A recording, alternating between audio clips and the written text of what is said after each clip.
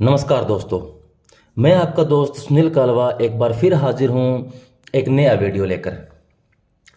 हम पढ़ रहे थे चित्रण माध्यम व तकनीक, जिसके अंदर हमारा टॉपिक चल रहा है छापा कला। हमने इस प्रणाली से पहले, समतल सतह प्रणाली से पहले हमने दो वीडियो हमने देखे, जिसके अंदर हमने पढ़ा उभार सतह प्रणाली व अंतः सतह प्रणाली। उभार सतह प्रणाली के अंतर्गत उभरी हुई सतह का प्रिंट लिया जाता है। अंतः सतह प्रणाली के अंतर्गत जो अंदर की खुदी हुई जो सतह होती है उस भाग का प्रिंट लिया जाता है। अब है हमारी समतल सतह प्रणाली। इसके अंदर एकदम समतल जो जगह होती है, प्लेन होती है, इसी के ऊपर एक रेखांकन करके इसका छाप लिया जाता है। तो देखते हैं इस विधि को। इसके अंदर क्या होता है कि इसमें जो मुद्रणीय सतह है, मुद्रणीय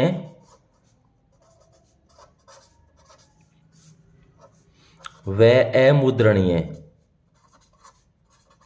यानी जो छपने वाली सतह है वह बिना छपने वाली सतह है, तत्व दोनों ही समतल सतह पर होते हैं। दोनों ही समतल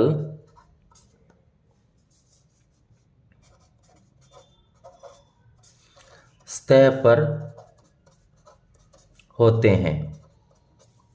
यानी पहले हमने पढ़ा किसी जिस सतह को छाप लेना है उसको या तो खोद कर गहरा कर देंगे या उसको उभार लेंगे, उसका छाप लेंगे।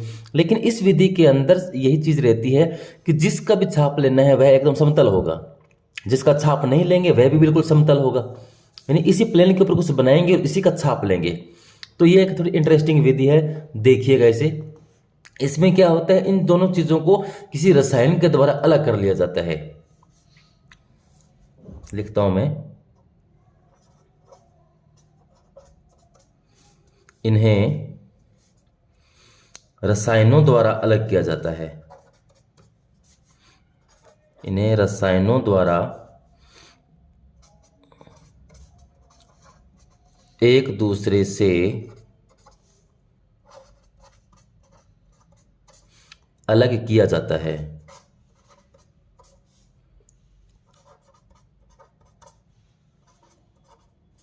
एक दूसरे से अलग किया जाता है। इस प्रणाली में लिथोग्राफी का यूज होता है।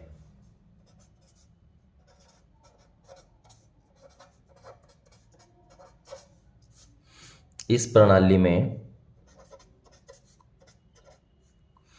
लिथोग्राफी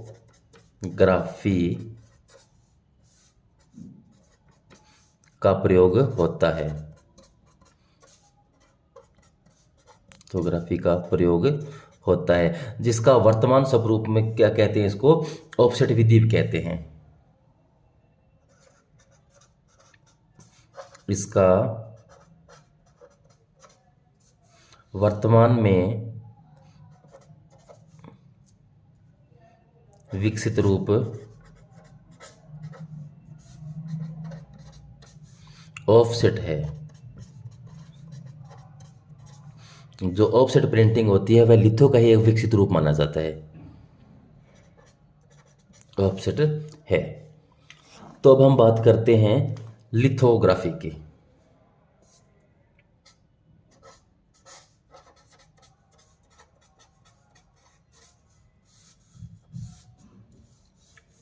लिथोग्राफी, इसकी खोज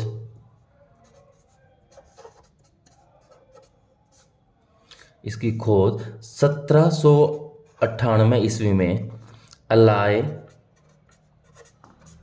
सेन फेल्डर के द्वारा की गई।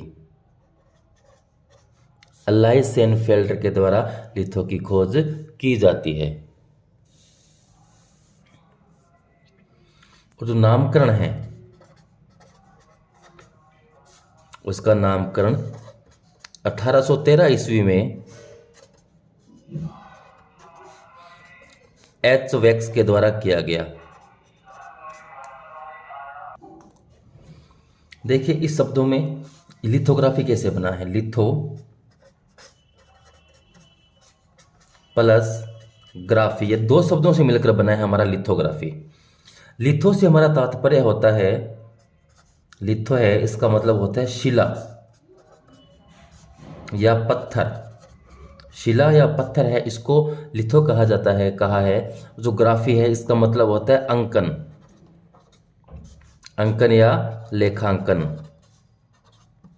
अंकन या लेखांकन, जो इसको ग्राफी कहा जाता है। तो इन दो शब्दों से मिलकर बना है हमारा लिथोग्राफी। अब हम देखते हैं सामग्री, यानी इस विधि के अंदर किन किन सामग्री की आवश्यकता होती है, किन किन सामग्री की, किन किन वस्तुओं की, किन किन चीज़ों की हमें आवश्यकता पड़ती है। सबसे पहले आज उनको देखते हैं। तो नंबर 1 पर हमारे पास है बेबीरियन पत्थर। बाबेरियन पत्थर, एक बाबेरियन पत्थर होता है जो कि जुरा की पहाड़ियों से प्राप्त होता है, जुरा की पहाड़ियों से प्राप्त, यानी जुरा की जो पहाड़ियां हैं वहां से प्राप्त होता है बेबेरियन पत्थर, जिसका इस्तेमाल किया जाता है इस विधि में। नंबर 2 पर आता है हमारा लेविगेटर। लेविगेटर, पहले आप इन वस्तुओं को, सामग्री को देखते जाइए, उसके बाद हम समझाएंगे बार बार से किसका क्या काम है। इसके बाद है हमारे उपयोग की चीज़ें, अरेबिक गम, अरेबिक गम जिसे बबूल का गोंद कहते हैं, बबूल का गोंद, एक तरह से जो बबूल का गोंद है वही अरेबिक गम है। उसके बाद कार्बोरेंडम चूर्ण, कार्बोरेंडम चूर्ण, कार्बोरेंडम चूर्ण का इस्तेमाल किया जाता है। यह एक तरह से लोहे का बुरादा है, लोहे का बुरादा, लोहे का जो बुरादा है उस तरह ही कार्बोरेंडम चूर्ण है। ये 3 साइज में होता है, F, डबल F व ट्रिपल F, 3 साइज में। जो सबसे बड़ा बुरादा होता है इस तरह बड़े, वो F साइज का है। जो इससे छोटा है डबल F, थोड़ा छोटा होता है वो डबल F का। जो सबसे बारीक होता है वह होता है ट्रिपल F। इस तरह जो बुरादा होता है उस साइज के अनुसार इनके नाम है, इनके एक क्रम है ये। उसके बाद नंबर 5 में हमारी काम की चीज़ है क्रेयॉन पेंसिल, क्रेयॉन पेंसिल। उसके बाद टाल्कम पाउडर, टाल्कम पाउडर का इस्तेमाल होता है। पाउडर के बाद आप यूज़ करेंगे इसमें तुषे इंक, इसको तुष इंक भी बोलते हैं या तुषे इंक भी बोलते हैं, तुष या तुषे इंक, इसका इस्तेमाल होता है। उसके बाद एक नेब रोलर होता है, नेब रोलर, यह चमड़ी का रोलर है, एक चमड़ी का रोलर, चमड़े का रोलर है ये जो नेब रोलर है। इसके बाद नंबर 9 पर हम इस्तेमाल करते हैं wash out solution, wash out solution, wash out solution.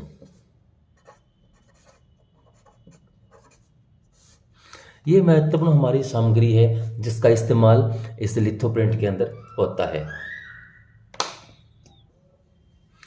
अब देखते हैं कार्य प्रणाली कि किस तरह इसके अंदर हम कार्य करते हैं।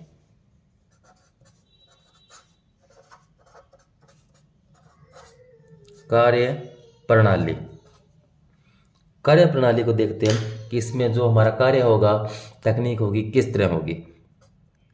नंबर 1, लिथो तैयार करना। सबसे पहला काम रहेगा हमारा, जिस पर भी हम काम करें उसको तैयार करना। तो हमारा काम लिथो से हो रहा है, तो लिथो तैयार करना ये हमारा पहला काम है। अभी लिथो तैयार कैसे होगा, चलो बताते हैं हम आपको लिथो तैयार कैसे होता है। तो सबसे पहले इसके उदाहरण आप करते हैं कि लिथो पर जो स्क्रैच है उनको हटाने के लिए लेविगेटर का इस्तेमाल करना। स्क्रैच हटाने के लिए लेविगेटर का प्रयोग करना, के लिए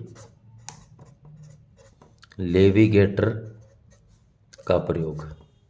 लेविगेटर है उससे चलाएंगे, उसके द्वारा जो लिथो है पत्थर है उसके ऊपर जो स्क्रैचिंग वगैरह है इसको हम हटाएंगे। तो ये काम पहला हुआ, स्क्रैच हटाया। उसके बाद दूसरा काम होगा जो कार्बोरेंडम चूर्ण है उससे उसकी घुटाई करना। कार्बोरेंडम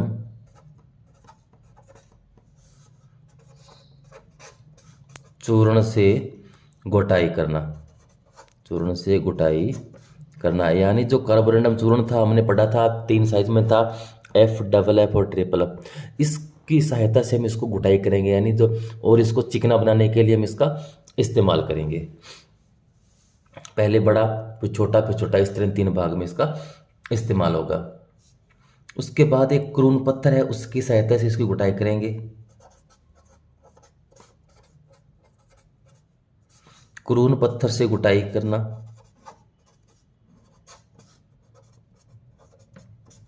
क्रून पत्थर से इसकी घुटाई करना, ये हमारे काम रहेंगे। और चौथा महत्वपूर्ण काम रहेगा स्पंज से धुलाई करना।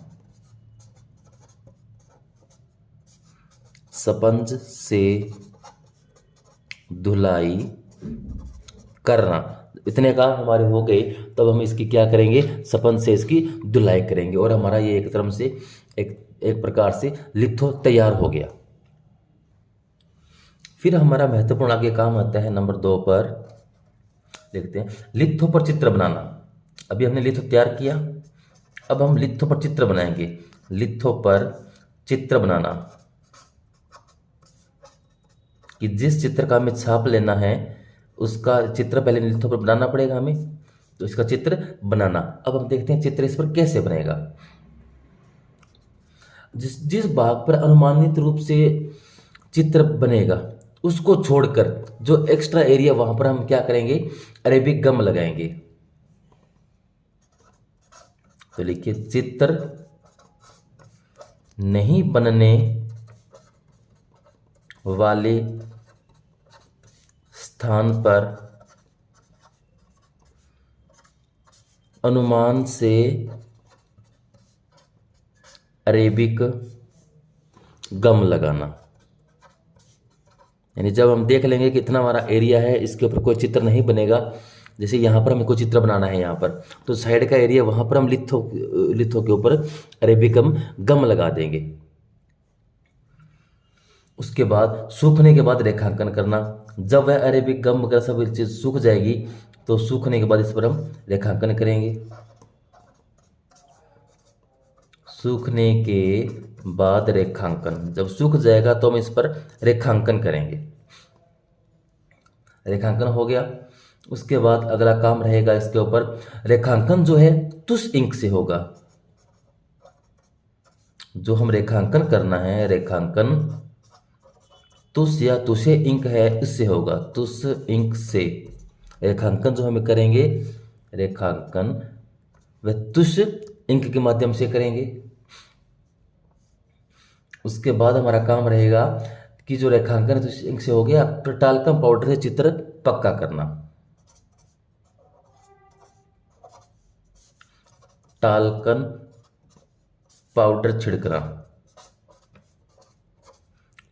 हमने पहले सबसे पहले चारों ओर पर हमने क्या लगाया था, अरेबिक गम। बीच में जो एरिया बचा वहां पर हमने कोई एक चित्र बना लिया। अब हमने पूरे के ऊपर टाल्कम पाउडर बिछा दिया। पाउडर छिड़कना। टाल्कम पाउडर छिड़कने से क्या होगा, जो तुषे इंक से हमने रेखांकन किया था उसके ऊपर ये टाल्कम पाउडर चिपक जाएगा और जो तुषे इंक था और हार्ड और मजबूत हो जाएगा। यानी तुषे इंक है टाल्कम पाउडर को अच्छे से पकड़ेगी और मजबूत हो जाएगी। तो ये काम होगा। उसके बाद वापस हम क्या करेंगे, पूरे लिथो के ऊपर अरेबिक गम लगा देंगे। अरेबिक गम लगाना। पूरे लिथो पर, पूरे लिथो पर, पूरा जो लिथे है उसके ऊपर हमने क्या कर दिया, अरेबिक गम लगा दिया। अरेबिक जो गम है वह पूरे लिथे पर चिपक जाएगा, लेकिन जहाँ पर वो हमारा तुषे इंक से जो रेखांकन हुआ है उसके ऊपर नहीं चिपकेगा, क्योंकि यह इसके अंदर तेलीय विधि का है। जो तुषे इंक है वह एक तरह से तेल माध्यम का है, उसके ऊपर ये नहीं चिपकेगा, और जो अरेबिक गम है उसके ऊपर आराम से ये चीज़ चिपक जाएगी।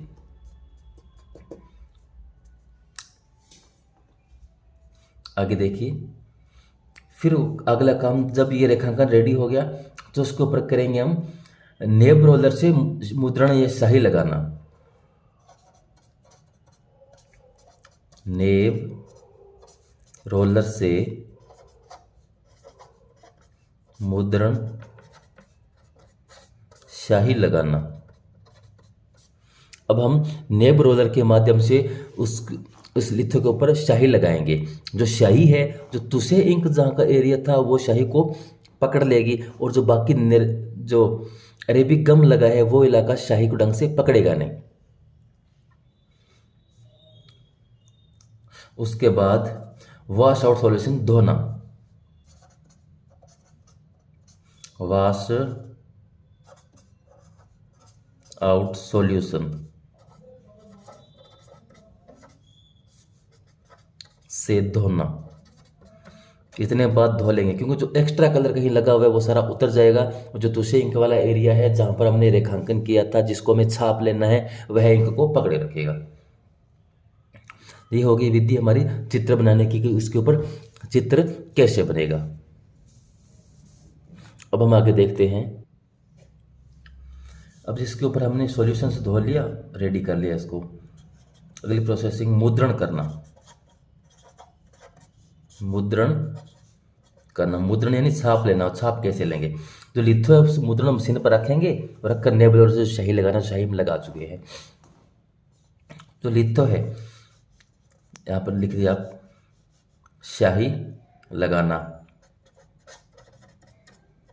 लिथो पर स्याही लगाना, स्याही लगाना। उसके बाद स्याही, लिथो में जो स्याही का यूज होता है वो क्रेयॉन स्याही होती है। क्रेयॉन स्याही का प्रयोग, क्रेयॉन स्याही होती है, इसका प्रयोग इसके अंदर होता है। जो स्याही है उसको गाढ़ी होने पर जब वैसलीन का प्रयोग करते हैं इसको पतला करने के लिए, पतला करने के लिए वैसलीन का प्रयोग, यानी स्याही हमारी ज़्यादा गाढ़ी है उसको थोड़ा पतला करना है तो उसके अंदर क्या करेंगे, हम वैसलीन का प्रयोग करते हैं। दाब हमारा बराबर है, इसके लिए हम स्टील का जो प्लेट होती है उसके वो भी इस्तेमाल करते हैं। दाब बराबर के लिए स्टील की प्लेट का इस्तेमाल करते हैं, प्लेट का प्रयोग करते हैं हम इसके अंदर। और दाब के बाद छापा हमें प्राप्त हो जाता है। फिर जब दाब लिया उसके बाद हमें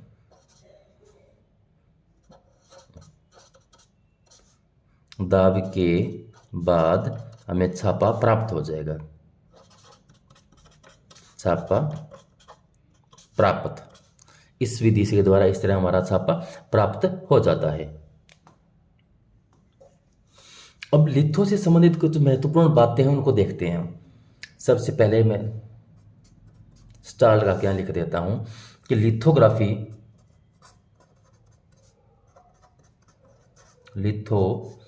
भारत में सबसे पहले, भारत में सर्वप्रथम शुरुआत होती है इसकी 1822 ईस्वी में कोलकाता में। कहाँ होती है? कोलकाता में इसकी शुरुआत होती है। और शुरुआत करने वाले फ्रांसीसी कलाकार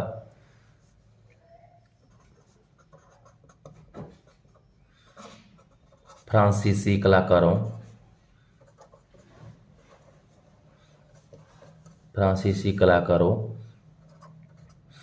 डे साविग्नेक व बेलनोस द्वारा, यानी इनके द्वारा सबसे पहले भारत के अंदर लिथो की शुरुआत होती है। उसके बाद मुंबई में 1824 में लिथो की प्रेस खोली जाती है। मुंबई में 1824 ईस्वी में आर मैकडॉवेल के द्वारा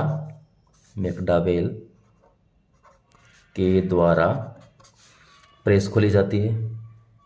अच्छा, उसके बाद 1826 ईस्वी में चार्ल्स डी ओली ने बिहार में प्रेस खोली।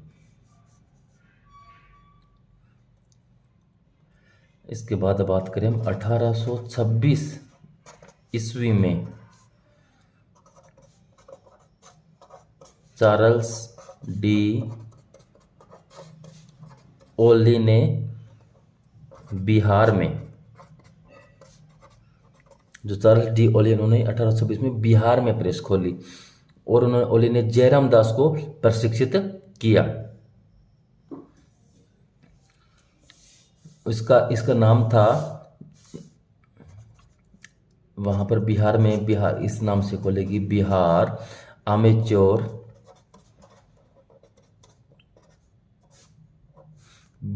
आमेच्योर लिथोग्राफी प्रेस नाम से खोली इन्होंने, lithography press, Bihar amateur lithography press खोली। और जयराम दास को, जो चार्ल्स डी ओली है, इन्होंने जयराम दास को प्रशिक्षित किया।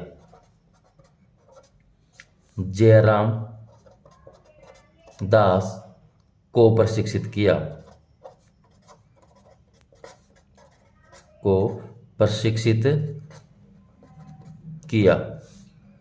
इनके साथ शिवदयाल व सेवकराम भी थे और इनके साथ में थे इनके सेवकराम व शिवदयाल, ये दो इनके साथी थे। लेकिन मुख्यतः प्रशिक्षण की बात आएगी तो जयराम दास को माना जाता है कि जयराम दास को सबसे पहले प्रशिक्षित किया गया। तो इसीलिए मैं स्टार लगा देता हूं 2 बार यहाँ पर, तो जयराम दास को प्रथम भारतीय लिथोग्राफर कहा जाता है।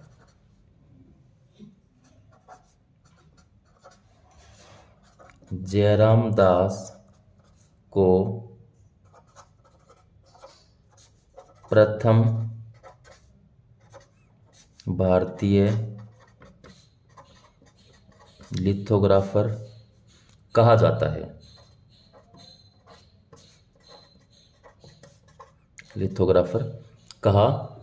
है। और इन्होंने सबसे पहले हस्ताक्षर युक्त एक करक पूजा का प्रिंट तैयार किया। इन्होंने क्या किया? हस्ताक्षर युक्त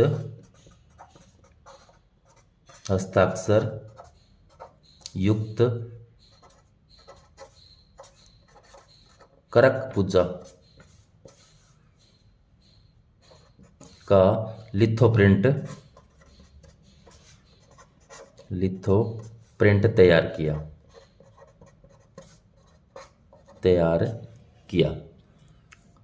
लिथोग्राफी है, एक कलर के अंदर प्रिंट होता है। इसके ही साथ एक होती है ओलियोग्राफी, जिसके अंदर रंगीन प्रिंट लिया जाता है। जो हमारी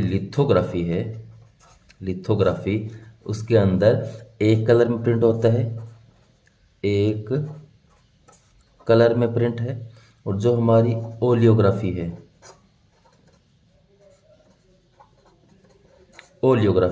उसके अंदर रंगीन प्रिंट लिया जाता है। तो दोस्तों, आज ये थी हमारी लिथोग्राफी, जिसके बारे में मैंने पढ़ा।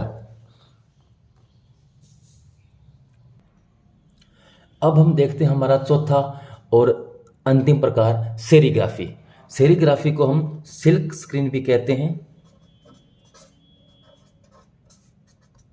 सिल्क स्क्रीन प्रिंटिंग भी इसको कहा जाता है। इसकी खोज 1940 ईस्वी में अमेरिका में होती है। 1940 ईस्वी अमेरिका के अंदर इसकी खोज की जाती है। सिल्क है कपड़े की जालीदार बुनावट के कुछ भाग को बंद करके कुछ भाग को खुला रखकर छाप लेते हैं। जो बुनावट है जिसको हम मेश कहते हैं, इसकी जो बुनावट है उसको हम मेश कहते हैं। बुनावट को मेश कहते हैं। और इस तरह जो बुनावट होती है कपड़े की, इस तरह बनावट है, इसको क्या कहा जाता है? मेश कहा जाता है। पहले इसके अंदर सिल्क के कपड़े का इस्तेमाल होता था, बाद में नायलॉन का। पहले सिल्क व बाद में नायलॉन कपड़े का इस्तेमाल होने लगा। यानी पहले इस सिल्क स्क्रीन के लिए सिल्क का कपड़े का इस्तेमाल किया जाता था, बाद में नायलॉन के कपड़े का इस्तेमाल शुरू कर लिया गया। जो कपड़े के छिद्र है, ये जो है इनको मेश कहते हैं, जिसको हम छिद्र भी कहते हैं। ये कपड़े के जो छिद्र होते हैं, कपड़े के छिद्र, जिस तरह हमारे कोई भी कपड़ा बना होता है, इसके अंदर जालियाँ से जालीदार जो चीज़ें होती है, ये सब इसकी मेश कहलाती है इसको। और जो यही मेश है, जब हम बारीक छपाई करनी है तो ज़्यादा मेश के नंबर को इस्तेमाल करते हैं, कम छपाई के लिए छोटे या कम मेश का इस्तेमाल करते हैं। जिस इसको हम 20 मेश कहते हैं। 20 मेश, 40, 60, 80, 100, इस तरह इसका मेश का नंबर बढ़ता जाता है। एक लाइन लिखिए आप, बारीक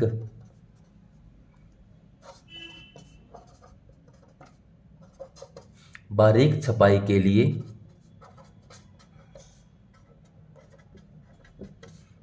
ज़्यादा मेश तथा मोटी छपाई के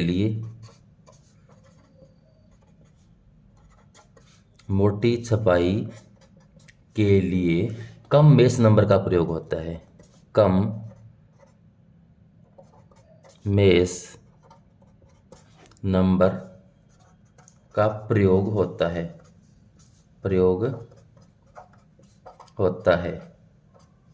क्योंकि देखो, अब कपड़ा है कोई इस तरह बड़ा बना हुआ, इस तरह कपड़ा है, इसके हमें कोई छोटे छोटे अक्षर छापने हैं। अब ये जाली एक बड़ी तरीके, अब मुझे छोटा ए या बी लिखना है, तो ए तो इस कपड़े के अंदर ही आ गया। अब कहाँ इसमें रंग लगेगा, कहाँ इसे छुपेगा, कहाँ दबेगा।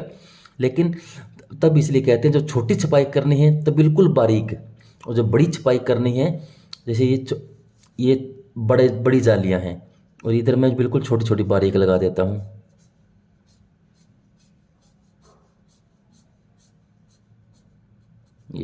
जब हमें कोई बड़ा अक्षर छाप लेना है, बड़ी अक्षर छपा ए, तब हम क्या करते हैं? मोटे लेते हैं ज़्यादा मेश का। और जो छोटे अक्षर छापने हैं, जैसे छोटे ए बी, तब हम क्या करते हैं? कम मेश का इस्तेमाल करते हैं। देखो, हमने बारीक छपाई की है तो इसके अंदर ज़्यादा मेश लिया हमने, इसमें ज़्यादा, देखो पास पास पास बनावटें हैं, तो यहाँ पर ज़्यादा मेश है, ज़्यादा मेश। इसको हम 80 नंबर बोल दो आप, 80 का। और ये क्या है? ये हमारी कम छपाई बड़ी है, तो इसके हमारे लिए मेश का नंबर क्या हो जाएगा? कम। ये 20 मेश मान लो, ये 20 मेश है, क्योंकि छपाई ये बड़ी करनी है। 20 मेश का मतलब यहाँ पर जो आपके बीच में धागे जाली है तो दूर दूर होगी, इनके बीच का ये जो है छिद्र होंगे, बड़े होंगे तो कम मेश है। छिद्र छोटे होंगे, धागे की बुनावट बिल्कुल पास पास होगी तो ज़्यादा मेश है। ज़्यादा मेश का प्रयोग में लेते हैं जब हमें छोटी करनी है इसके अंदर छपाई, जो कि जिसके अंदर छोटा सा ए लिखा है, छोटा सा बी लिखा है, और यहाँ पर हमने बड़ा सारा ए, तो बड़ी छपाई करनी है तो कम मेश के नंबर का इस्तेमाल होता है। बस यही इसकी मेन बात है। अब आगे देखते हैं इसके अंदर सामग्री कि क्या सामग्री होती है जो सेरिग्राफी के अंदर हम इस्तेमाल करते हैं। सामग्री में आप देखिए तो सबसे पहले सिल्क या नायलॉन का कपड़ा लिया जाता है। सिल्क या नायलॉन का कपड़ा, सिल्क या नायलॉन का कपड़ा हो गया। फिर एक होता है लकड़ी का फ्रेम, जिसके ऊपर हम इसको कसे जाता है। लकड़ी का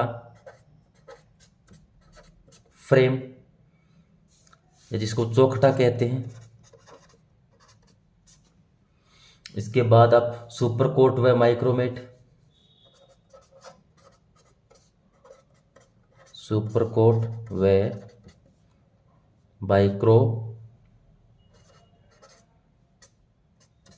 बाइक्रोमेट। इसके बाद स्क्वीजी, फिर ट्रेस पेपर और एक होती है जी क्लिप,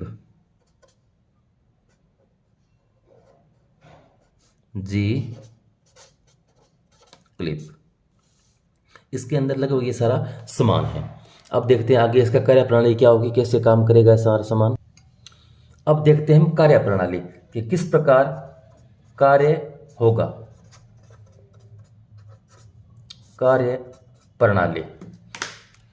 कार्यप्रणाली के अंदर देखते हैं नंबर 1 पर बात है हमारा सिल्क कपड़े को लकड़ी पर कसना। सबसे पहले हम काम करेंगे जो हमारा कपड़ा है, सिल्क कपड़े को फ्रेम पर कसना।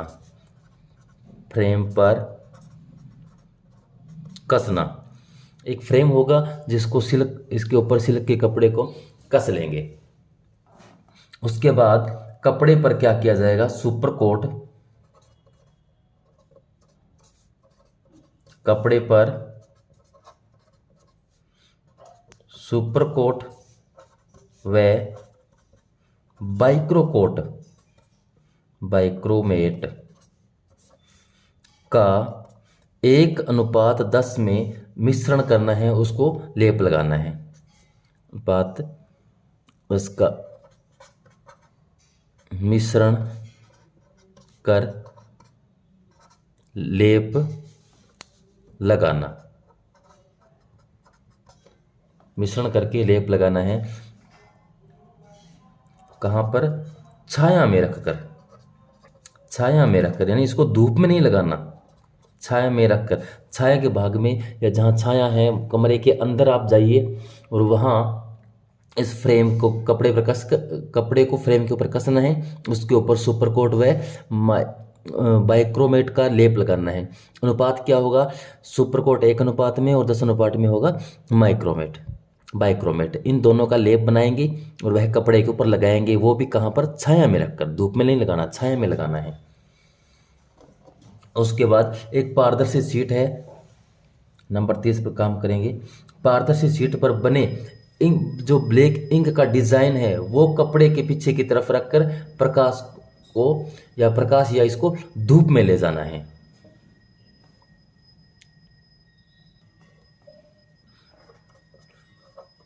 पारदर्शी शीट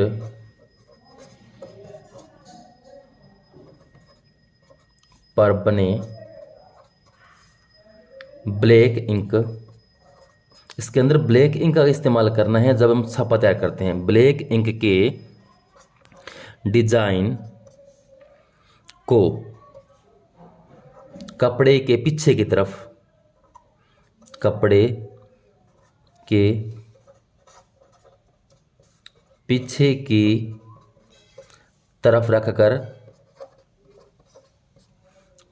रखकर धूप में ले जाना। यानी जो हमने पहले जो छापा तैयार कर लिया है, जिसको ब्लैक इंक से किया है, इस तरह मान लीजिए आपने इस शीट के ऊपर छापा तैयार कर रखा है और साथ में आपके पास में ये कपड़ा जिस पर लगा रखा है, तो उस छापे को आप इस कपड़े के ऊपर ऐसे रखोगे और इस ले जाने के बाद इसको धूप में जाओगे, सूरज के सामने इस तरह इसको घुमा दोगे। घुमाने से क्या होगा, जो सूरज का प्रकाश गिरेगा, प्रकाश आएगा, तो जितनी आपने लेप जो लगाया था वह लेप सारा का सारा क्या हो जाएगा, सूख जाएगा। लेकिन जहाँ आपने डिजाइन बनाई है ब्लैक इंक से, जिसको आप छाप लेना है, वो वाला एक एरिया सूखेगा नहीं, और बाकी सारा का सारा क्या हो जाएगा, सूख जाएगा। इसीलिए सबसे पहले चीज़ का ध्यान यही रखना है कि जो आपको छाप तैयार करनी है वह ब्लैक इंक से ही तैयार करनी होती है। फिर काम क्या हो, जब इसको धूप में ले जाएंगे शीट को, इस पूरे फ्रेम के सहित धूप में लेकर जाएंगे, तो क्या होगा, जो डिज़ाइन किया हमने, डिज़ाइन किए भाग के अलावा, डिज़ाइन किए भाग के अलावा पूरा लेप सूख जाएगा, सूख जाएगा। यानी जहाँ पर आपने डिजाइन किया है वो वाला एरिया धूप से नहीं सूखेगा, क्योंकि वहाँ पर ब्लैक इंक लगी है, वो उसको ढकने का काम कर रही है, तो वो वहाँ से धूप का कम आने दे रही है, और इससे वहाँ का जो एरिया जो छपा है वह नहीं सूखेगा। और बाकी का जो एरिया जहाँ पर आपने बाइक्रोमेट और सुपर कोट का लेप लगाया था, वो सारा का सारा धूप में सूख जाएगा। फिर महत्वपूर्ण काम हमारा क्या होगा, सूखने के बाद इसके हल्के पानी से धो लेना है। सूखने के बाद हम क्या करेंगे, सूखने के बाद हल्के पानी से इसको धो लेंगे। हल्के पानी से धोना, हल्के पानी से क्या करना है, इसको धोना है, धोनी नहीं है, धोना है, धोना। फिर क्या करेंगे, धो लिया तो उसके बाद जो जहाँ पर स्याही रह गई थी गिल्ली, धूप से जो सूखी नहीं, वो एरिया से स्याही उतर जाएगी, और जो हमारा जो डिज़ाइन था बिल्कुल छप जाएगा, उसके अंदर हमें पारदर्शी दिखने लग जाएगा। फिर हम फ्रेम को जी क्लिप की सहायता से मेज पर कस लेंगे। जो फ्रेम है, फ्रेम को जी क्लिप से मेज पर कसना, मेज पर कसना। जिस तरह हमारा मेज है उसके ऊपर जी क्लिप साथ में लगाया और इस फ्रेम को हमने यहाँ पर कस के रख दिया। और फिर क्या करेंगे, हम नंबर 8 पर एक कागज रखेंगे फ्रेम के नीचे। जो फ्रेम है, फ्रेम के नीचे कागज रखना। जो हमारा एक फ्रेम रेडी हो गया, जो फ्रेम है, मान लीजिए इस तरह का ये फ्रेम है, ये इसी डिज़ाइन की हमें छाप लेनी है। तो सारा जो एरिया जो चारों तरफ का बाहर का था, ये वाला एरिया था, यहाँ पर जो लेप लगा था उस लेप से सूख गया, तो जो कपड़े की इस तरह जो कपड़े की बनावट थी, जाली थी, सारा सारा लेप से बंद हो गया। सिर्फ ये वाला एरिया जहाँ पर धूप से प्रकाश से वो एरिया सूखा नहीं, पानी के धोने से वहाँ से वो जो डिज़ाइन था वापस निकल गया, पारदर्शी हो गया, कपड़े की छलनी बन गई वहाँ पर। तो हम इसके नीचे कपड़ा रखा, कागज़ रखा, कागज़ पे अपने फ्रेम सहित वो कपड़ा रख दिया। फिर हम इसके ऊपर इंक डालेंगे, और जो स्क्वीजी है, स्क्वीजी की सहायता से हमने इस इंक को ऐसे फैलाएंगे। तो फैलाने से क्या होगा, ये जो एरिया है, ये इसके जो जालियाँ थी, कपड़े की जो बनावट थी, वह तो बंद हो चुकी है हमारी इस लेप से। सुपर कोट व बाइक्रोमेट की लेप से ये वाला इलाका जो पूरी तरह बंद हो चुका है, यहाँ पर कलर का कोई असर नहीं दिखेगा। लेकिन जहाँ पर हमने डिज़ाइन बनाई थी, जिसको हमने ब्लैक इंक लगाकर धूप में लेके गए थे, तो वो एरिया सूखा नहीं, तो वो एरिया सेम वैसा ही पड़ा जैसा कपड़ा पहले था। तो रखने के बाद इस पर इंक डालेंगे, तो इसके अंदर से कपड़े से अंदर से जो कलर है वो छनकर बाहर कागज़ पर छप जाएगा, और जो हमें प्रिंट जिस एरिया का लेना था वो प्रिंट एकदम बनकर रेडी हो जाएगा। तो इसी तरीके से ये छाप कपड़े से सिल्क स्क्रीन के माध्यम से ले ली जाती है। बस यही विधि होती है इसे कपड़े की लेना से। जो फ्रेम के नीचे कागज़ रखना, उसके बाद 8वें काम क्या होगा, फ्रेम स्क्वीजी की सहायता से इंक लगाना। स्क्वीजी की सहायता से इंक लगाना। ये स्क्वीजी क्या है, हमारी स्क्वीजी कुछ नहीं, जब हम कब लेमिनेशन करते हैं मोबाइल के, तो हवा ना आए उसको निकालने के, जब दुकानदार इससे दबाव दे के करते हैं, निकालता है उस आइटम से, उसको स्क्वीजी बोला जाता है। जो कई बार पेंटर जिस तरह हम वाल पुट्टी वगैरह करते हैं घरों में, तो वे पत्ती रखते हैं, बस उसी भांति यहाँ पर कलर लगाने के लिए, कलर को फैलाने के लिए जिस यंत्र का इस्तेमाल किया जाता है उसको स्क्वीजी कहते हैं। से इंक लगाना, यानी जब इसके अंदर कब कलर हमने गिरा दिया तो वो एक जगह रुक जाएगा, फैलेगा नहीं। तो कोई यंत्र तो हमें चाहिए इसको इधर उधर फैलाने के लिए, तो फैलाएंगे वो हमारा स्क्वीजी हो जाएगा। जो छिद्र है इनके अंदर से कलर बाहर निकल जाएगा, छप जाएगा कपड़े के ऊपर, कागज़ के ऊपर, तो हमारा क्या हो गया, प्रिंट रेडी हो गया। तो इस तरह हमारा ये प्रिंट रेडी हो जाएगा। अब इसके अंदर देखते हैं प्रयोग में आने वाली इंक कौन सी है। प्रयोग में आने वाली इंक, प्रयोग में आने वाली इंक, कौन कौन सी इंक है जिसके माध्यम से, जिसका इसमें प्रयोग किया जाता है। तो नंबर 1 पर है हमारी वाइनोसाइन, वाइनोसाइन। उसके बाद नंबर 2 पर आप मेट, नंबर 3 आप मेटेलिक, मेटेलिक इंक है। और फिर नंबर 4 पर आप लीजिए फ्लोरोमेंट, फ्लोरोमेंट। इस प्रकार इस 4 इंक का है, इनकी सहायता से हम सिल्क स्क्रीन पर या सेरीग्राफी के माध्यम से प्रिंट लेके हैं पेंटिंग हमारी तैयार कर लेते हैं। तो दोस्तों, चित्रण माध्यम तकनीक के अंदर जो छापा चित्रण का टॉपिक था वो आज हमारा पूरा हुआ। 4 से 5 वीडियो बने, लेकिन मेरी कोशिश थी कि मैं आपको अच्छे से इस चीज़ को समझा दूं। अगर आपको मेरे कंटेंट, मेरे वीडियो पसंद आ रहे हो तो प्लीज़ लाइक कीजिए, शेयर कीजिए, मेरे चैनल को सब्सक्राइब कीजिए। धन्यवाद।